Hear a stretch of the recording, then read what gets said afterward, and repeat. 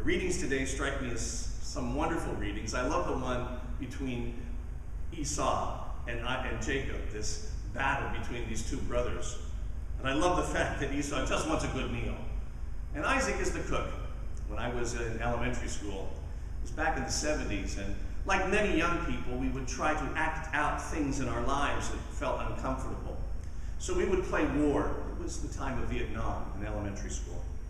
And we would play out war, but I was a pacifist. I don't know why, but in first grade and second grade, I asserted to everyone in my class that I was a pacifist. And I refused to be a soldier, so I was the cook.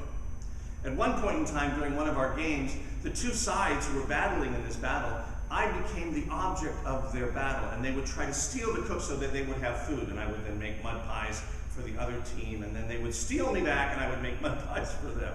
So I kind of have an empathy for Jacob, but I also understand that Esau, hunger can drive people to do some strange things.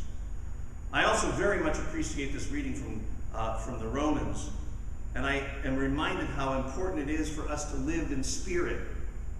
However, when the word righteousness comes, I don't think it's about a self-righteousness. No, it's not about us being and doing what we know is absolutely powerful and right. It's about being on the right path. And when we live in the Spirit, we live on the right path. And I think there's reflection there as well. But I love this gospel. Back when I was first at Gannon under Bill Doan as director of theater, I and a bunch of other wonderful students created a piece called Parables, in which we took the parables, we brought them to life.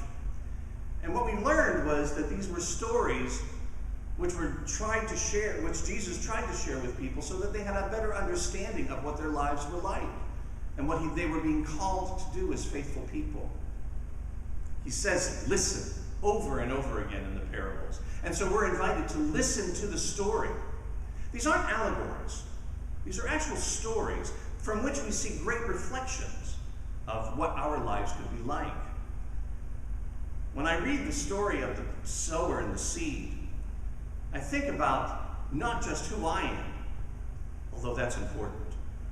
Do I have the kind of depth of faith that keeps temptation away when something happens? Do I have really fertile soil, not rocks, but fertile soil that allows me to face persecution and struggle and still keep my faith?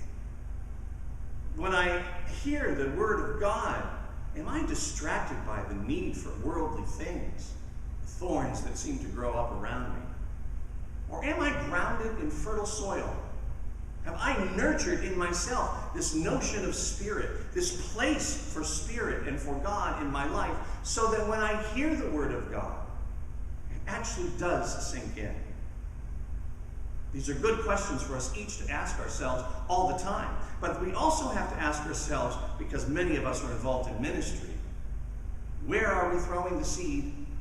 And have we prepared the soil to receive that seed?